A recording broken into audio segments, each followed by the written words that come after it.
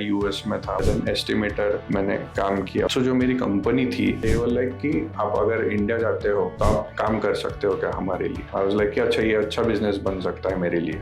तो वो trial period around 1 साल चला और दे वर वेरी सेटिस्फाइड। और जब मैं इंडिया मूव हुआ तब मैंने मेरी टीम भी बढ़ाई। जो मैंने टीम स्टार्ट की थी वो 1 एस्टिमेटर्स की थी और अभी मेरे पास अराउंड 5 एस्टिमेटर्स है। एंटरप्रेन्योरशिप जो है वो आपको एक अलग लेवल तक ले जा सकती है, वेयरएज जॉब आपको एक सर्टेन लिमिट तक ही ले जा सकती है। एंटरप्रेन्योरशिप में रिस्क बहुत होते हैं। जॉब में स्टेबिलिटी रहती है लेकिन रिस्क है तो risk. As a construction entrepreneur आपका अल्टीमेट गोल एक ही होना चाहिए, that is customer satisfaction. Profit margin अगर देखा जाए 20 to 40% depending upon the area and the schedule. Commercial में आपको प्रॉफिट मार्जिन थोड़ा बेटर रहता है एज कम्पेयर टू रेसिडेंशियल।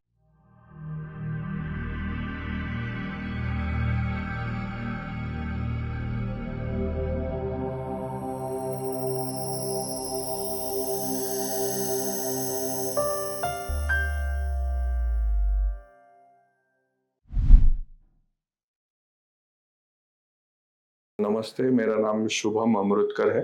मेरे कंपनी का नाम जोगेश्वरी कंस्ट्रक्शन है। कंस्ट्रक्शन फील्ड में हम अराउंड अभी 15 ईयर्स हो गए हैं और मैंने मेरी डिग्री संदीप फाउंडेशन में से की थी एज ए सिविल इंजीनियर। उसके बाद मैं यूएस गया, नॉर्थ ईस्टर्न यूनिवर्सिटी में मैंने मास्टर्स किया कंस्ट्रक्शन मैनेजमेंट। उसके बाद मैं फ्लोरिडा मूव हुआ। वहाँ पे मैंने एज एन एस्टिमेटर काम किया। एस्टिमेटर के बाद असिस्टेंट प्रोजेक्ट मैनेजर और फिर प्रोजेक्ट मैनेजर। ऐसा मेरा उधर अराउंड 6 साल का वर्क एक्सपीरियंस है। रेसिडेंशियल में है लेकिन हम मिक्स्ड यूज भी बनाते हैं, जिसमें कमर्शियल भी शॉप्स रहते हैं, ऑफिसेस होते हैं और रेसिडेंशियल पार्ट रहता है। मेरे डैड कंस्ट्रक्शन में पहले गवर्नमेंट कॉन्ट्रैक्टर थे। हमारे फैमिली में यूजुअली सब एंटरप्रेन्योर्स है, तो जॉब वो काफ़ी कम लोगों ने किया है। लेकिन जब मैं यूएस में था तब मैंने वहाँ पे जॉब भी किया है और मैंने दोनों साइड्स देखे हैं और मुझे लगता है कि एंटरप्रेन्योरशिप जो है वो आपको एक अलग लेवल तक ले जा सकती है, वेयरएज जॉब आपको एक सर्टेन लिमिट तक ही ले जा सकती है। तो एंटरप्रेन्योरशिप में रिस्क बहुत होते हैं। जॉब में स्टेबिलिटी रहती है लेकिन रिस्क है तो रिस्क है। जैसे कि मैंने आपको बोला कि मैं यूएस में था, तो इतने सालों से डैड ने ही कंपनी रन की है, तो हार्डली उनके पास 2 एम्प्लॉयज थे। और वो यूजुअली सिर्फ साइट का प्लानिंग देखते थे, यानी कि एग्जीक्यूशन। थोड़ा सुपरवाइजर इंजीनियर जो भी बोलो, वो इतने पढ़े लिखे नहीं थे। तो जब मैं इंडिया फिर से आया, मुझे उद्योग वर्धिनी का ये जो कोर्स है बिल्डरशिप बिजनेस मैनेजमेंट, तो उसके बारे में पता चला। मैंने फिर वो कोर्स किया। 2 महीने में मुझे बहुत वैल्यू एडिशन हुआ, बहुत नॉलेज मिला। फिर मुझे फील हुआ कि थोड़े एम्प्लॉयज बढ़ाने चाहिए, थोड़ा मैनेजमेंट लाना चाहिए, मार्केटिंग, सेल्स, एचआर, अकाउंटिंग, ये सारी चीज़ें एक ही बंदा हैंडल नहीं कर सकता। तो फिर मैंने उस हिसाब से एक एक करके अपनी टीम बढ़ाई है। फिलहाल मेरे पास 6 लोगों की टीम है ऑलरेडी और अभी मैं और उसमें एक्सपांड करना चाहता हूँ। हमने हमारा कंस्ट्रक्शन जब स्टार्ट किया तो 2010 में स्टार्ट किया। पहली हमारी कमर्शियल बिल्डिंग थी सिडको एरिया में और उसको काफ़ी अच्छा रिस्पांस मिला। डैड ने वो एज अ ट्रायल बेसिस पे स्टार्ट किया कि they wanted to test the waters before going into this business. फिर उनको काफ़ी अच्छा रिस्पांस आया। काफ़ी कस्टमर जो हमारे यहाँ पे शॉप्स वगैरह नहीं ले पाए, तो उन्होंने कंस्ट्रक्शन का क्वालिटी वगैरह देख के वो सब बोला कि अच्छा, प्लानिंग काफ़ी अच्छा है, कंस्ट्रक्शन क्वालिटी अच्छा है, तो अगर आगे कोई साइट होती है तो हमें ज़रूर बताना। तो डैड वाज लाइक कि ठीक है, चलो और एक अपन प्रोजेक्ट स्टार्ट करके देखते हैं। तो वैसे ग्रो करते करते अभी हमारे अराउंड 18 प्रोजेक्ट्स कंप्लीट हुए हैं और mostly it is concentrated in Kamatwada area, Ambad, Pathardi Phata, CIDCO area. तो वो रीजन हमने काफ़ी अच्छा कैप्चर किया। चैलेंजेस की अगर बात करें तो जनरेशनल एक थोड़ा सा फर्क होता ही है। डैड का काम करने का तरीका जो है, तो dad wants to be in every aspect. तो हर एक चीज में वो इन्वॉल्व होना चाहते हैं, वो खुद से देखना चाहते हो क्योंकि वो क्यूरेट करना चाहते हैं तो उनके हिसाब से। लेकिन मुझे लगता है कि एज अ सेकेंड जनरेशन जो भी एक डिपार्टमेंट है उसमें अगर कोई एक्सपर्ट आता है, तो अगर अकाउंटिंग है तो अकाउंटिंग एक्सपर्ट हो गया, साइट मैनेजमेंट के लिए सुपरवाइजर, क्वालिफाइड सुपरवाइजर हो गए, फिर प्रोजेक्ट मैनेजर्स हो गए, तो और मार्केटिंग के लिए एक अलग से टीम हो गई।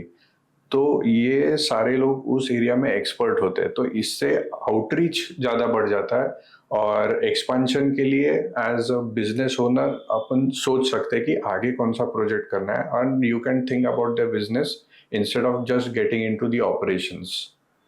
तो मुझे लगता है कि बस वही एक डिफरेंस है, बाकी तो दोनों जनरेशन्स का एक ही गोल है, क्वालिटी डिलीवर करो और customer satisfaction is the key. Marketing के लिए इनिशियली मैंने 2-3 एजेंसीज को ट्राई आउट किया था, लेकिन हर एक से आउटपुट जो था मुझे एक्सपेक्टेड था वो नहीं मिला। मैंने खुद ने 2-3 कोर्स ऑनलाइन चेकआउट किए, वो करे, और उसके बाद ये मार्केटिंग बहुत इजी स्टफ है। तो एक बार आपको समझ गया कि किसे टारगेट करना है, क्या करना है, you can easily target them. तो फेसबुक मार्केटिंग, जो भी सोशल मीडिया मार्केटिंग होता है वो मैं खुद करता हूँ, और कॉलिंग और फॉलोअप्स के लिए या फिर जो शोइंग रहता है उसके लिए मैंने टीम रखी है, तो वो हैंडल कर लेती। एक्सपांशन का प्लान तो है ही। इनिशियली अभी नासिक में तो मुझे बहुत पोटेंशियल दिख रहा है कि कुंभ मेला आने वाला है, तो उसके लिए काफ़ी सारी चीज़ें लगने वाली है, तो एटलीस्ट 2 साल है। तो फिलहाल तो नासिक ही हमारा टारगेट है, लेकिन फ्यूचर में अपकमिंग टीयर 2 सिटीज़ जो है तो वो टारगेट करना चाहेंगे। और फिर पुणे हो गया, मुंबई हो गया, नागपुर हो गया, हम ये भी टारगेट करना चाहते हैं क्योंकि वहाँ पे भी कुछ मेरे फ्रेंड्स हैं जिनके साथ मैं कोलैबोरेशन में काम कर सकता हूँ। तो I think doors are quite open for that. तो एज अ कंस्ट्रक्शन एंटरप्रेन्योर आपका अल्टीमेट गोल एक ही होना चाहिए, दैट इज कस्टमर सेटिस्फैक्शन। आपको उसके लिए मार्केट में रिसर्च करना पड़ेगा कि डिमांड किस चीज़ की है।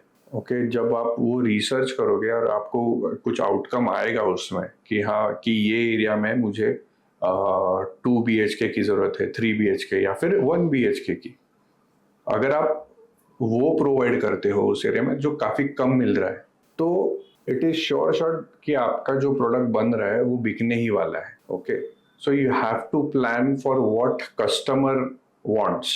आपने बस ये सोचा कि हाँ भाई मैं जो भी करने वाला हूँ वो कस्टमर को मिल गया, he will be satisfied, you are good, बाकी कुछ भी नहीं।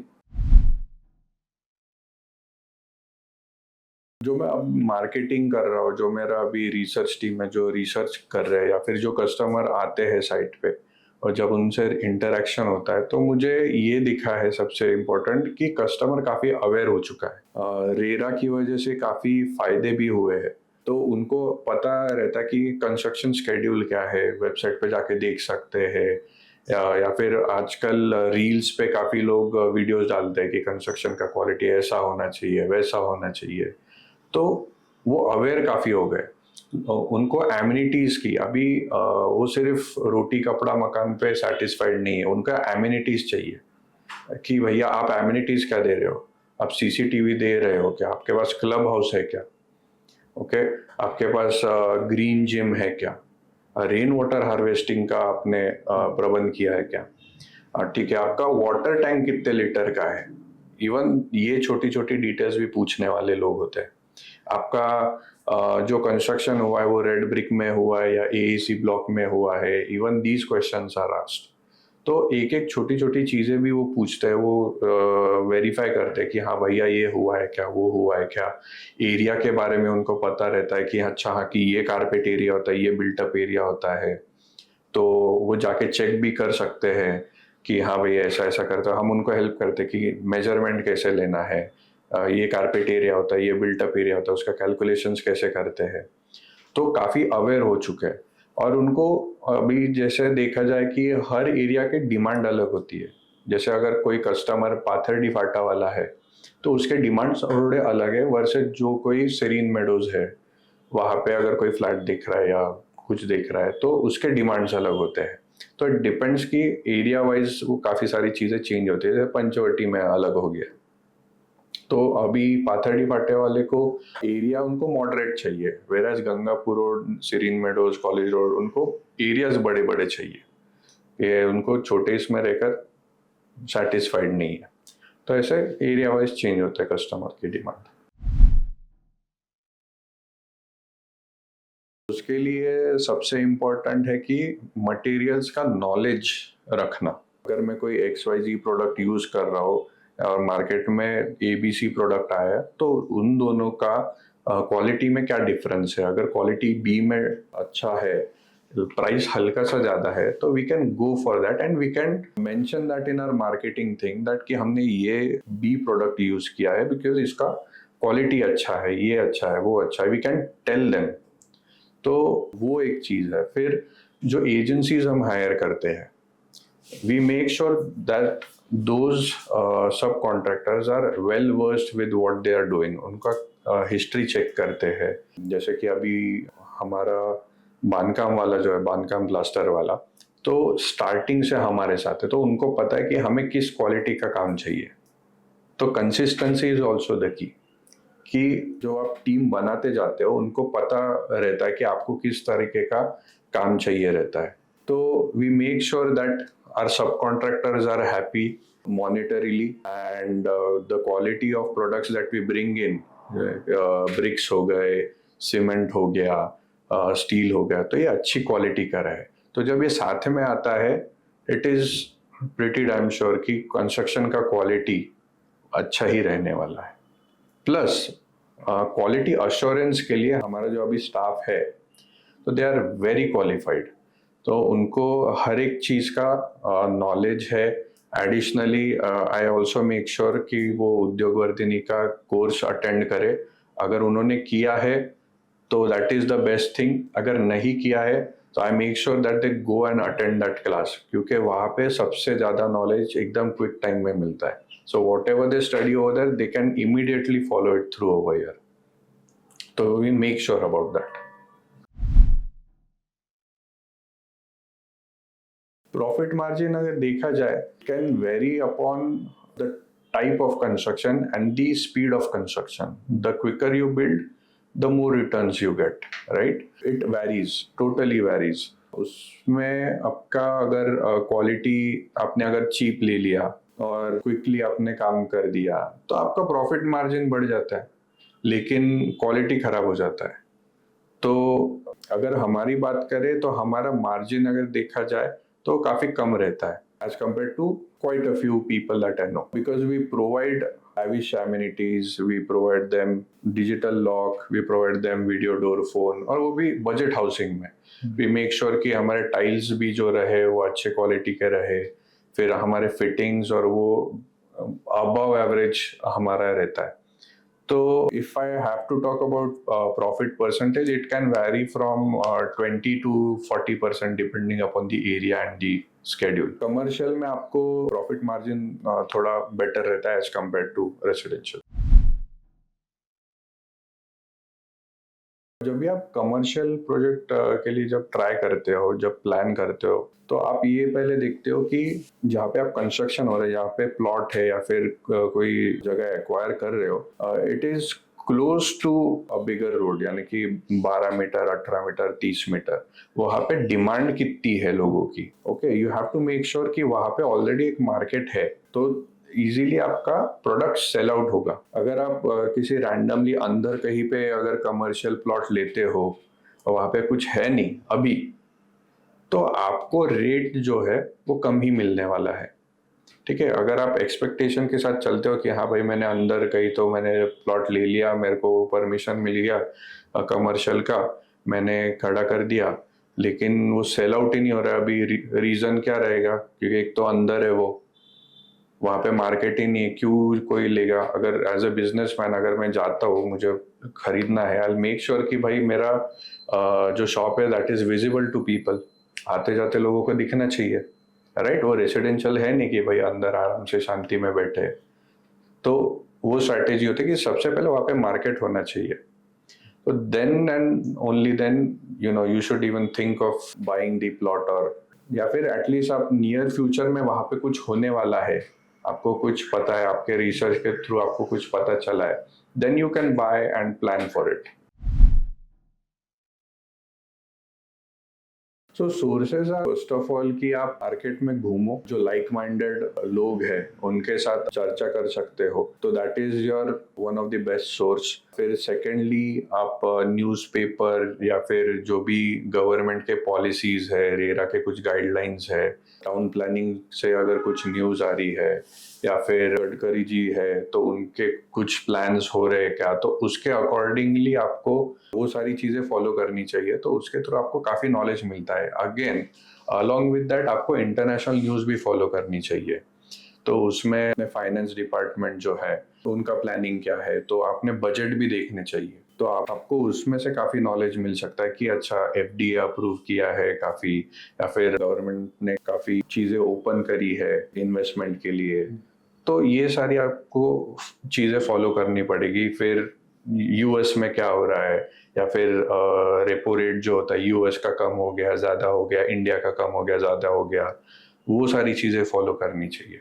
तो आपको काफी वेल वर्स्ड रहना चाहिए इन सारी चीजों में। जैसे कि मैंने आपको पहले कहा कि मैं यूएस में था, मास्टर्स किया, फिर एज एन एस्टिमेटर मैंने काम किया, और फिर प्रोजेक्ट मैनेजर। सो जो मेरी कंपनी थी, तो उनको मेरे काम करने का तरीका काफ़ी अच्छा लगा एज कम्पेयर टू एनीबडी जिसने वहाँ पे काम किया है। दे वर लाइक कि आप अगर इंडिया जाते हो तो आप काम कर सकते हो क्या हमारे लिए? तो आई वाज लाइक कि ओके, तो दैट वाज एन अपॉर्चुनिटी कि आई वाज लाइक कि अच्छा ये अच्छा बिजनेस बन सकता है मेरे लिए। तो फिर मैंने उनको प्रॉपर आइडिया पिच किया कि ऐसा ऐसा मैं कर सकता हूँ आपके लिए। तो एज अ ट्रायल हमने स्टार्ट किया जब मैं यूएस में ही था, तो वो ट्रायल पीरियड अराउंड 1 साल चला, और दे वर वेरी सेटिस्फाइड। हमारा जो कंपनी का आउटपुट था, वो एस्टिमेटिंग आउटपुट हमारा 3 टाइम्स हो गया था ऑलरेडी। तो दे वर वेरी सेटिस्फाइड, और जब मैं इंडिया मूव हुआ तब मैंने मेरी टीम भी बढ़ाई, और जो मैंने कनेक्शंस बनाए थे वहाँ पे, उन्होंने मुझे अप्रोच किया कि सर आप हमारे लिए भी काम कर सकते हो क्या, हम आपको काम भेज सकते हैं यहाँ से, हमको प्रॉब्लम नहीं है। तो वैसे करके अभी जो मैंने टीम स्टार्ट की थी वो एक एस्टिमेटर्स की थी, और अभी मेरे पास अराउंड 5 एस्टिमेटर्स है, और we are always growing, so add करते ही रहते हैं हम। फर्स्ट ऑफ ऑल, जब आप इंडिया के बाहर कोई भी सर्विस प्रोवाइड करना चाहते हो, you have to make sure कि आप उस फील्ड में माहिर हो, you are an expert in that field. क्योंकि जब भी आप अप्रोच करते हो किसी को, वो तुरंत आपको पकड़ सकता है कि आपको पता है कि नहीं उस चीज़ के बारे में। तो you have to be well versed with what you are doing, you have to be expert, you have to be an expert in that field. तो सबसे पहले तो वो चीज़ है। फिर क्लाइंट को ढूंढना, you can find them through LinkedIn हो गया, या फिर आपके कुछ अदर प्रोफेशनल कनेक्शंस है तो उनके साथ कांटेक्ट कर सकते हो, and LinkedIn is the best option. Secondly, अगर आपको पॉसिबल है, ट्रैवल टू दैट प्लेस, उनकी चीज़ें समझो कि उनको एग्जैक्टली किस चीज़ की डिमांड है, और आप उनको वो फुलफिल कैसे करके दे सकते हो, को वो देखना है। एंड फिर ये सारी चीज़ें आप साथ में जोड़कर उनको एक प्रपोजल दे सकते हो, एक प्रेजेंटेशन दे सकते हो कि अगर आप हमारी सर्विस यूज करते हो तो आपको ये चीज़ में फ़ायदा हो सकता है, and make sure that it is affordable initially. And जैसे वो क्लाइंट का एक्सपीरियंस आपके साथ टेन्योर बढ़ते जाता है, तो you can increase your demands, और उनको वैल्यू एडिशन ज़्यादा दे सकते हो उस चीज़ में। That's how your approach should be. US के जो कस्टमर्स होते हैं या फिर कोई क्लाइंट है, तो उनको दो चीज़ें चाहिए। तो सबसे पहला है कि उनका काम आसान हो जाए, right? They are paying for saving their money, saving their time, right? और सेकंड इज अफोर्डेबिलिटी। ठीक है, अगर आप एक्सपेंसिव हो तो they would rather hire someone from US itself. तो क्लाइंट को बस ये दो ही चीजें चाहिए, affordability and attention to details या फिर एक्सपर्टीज, बस बाकी कुछ नहीं चाहिए उनको। कंस्ट्रक्शन में किसी ने क्यों आना चाहिए, ये इसलिए है कि you are attach to the ground. Okay, कि आप लैंड डीलिंग करते हो, आप कंस्ट्रक्शन कर रहे हो, आप जमीन से जुड़े हुए हो। ओके, तो वो एक बहुत इंपॉर्टेंट चीज़ है मेरे लिए। सेकेंडली, इसमें जब आप कस्टमर को घर देते हो, ओके, वो एक अलग सेटिस्फैक्शन है जब वो आदमी खुश होता है कि भाई मेरी जिंदगी की कमाई मैंने आपको दे दिया और आपने मुझे एक अच्छा मेरा ड्रीम होम दिया है। तो जब वो सेटिस्फैक्शन उनके चेहरे पे दिखता है, और जब भी आप मेरे साइट पे जाओ, मेरे पुराने कस्टमर्स जो है उनके साथ मिलो, they will always be happy to tell कि हाँ भैया, आज तक हमारे बिल्डिंग में प्रॉब्लम नहीं हुआ, लोग काफ़ी अच्छे हैं, एवरीबडी इज सेटिस्फाइड, कोई झगड़े नहीं हुए, कुछ नहीं हुए, एवरीबडी इज सेटिस्फाइड। तो वो जो सेटिस्फैक्शन जो है ना, तो that is what driving me and my dad for years. तो वो एक चीज़ है, एक चीज़ है। और दूसरी चीज़ ये है, प्रॉफिट भी अच्छा कमा सकते हो आप अगर आपका लॉन्ग टर्म प्लानिंग है, तो it is one of the best businesses, right? तो ये अगर दो चीज़ें देखें तो those are very good points.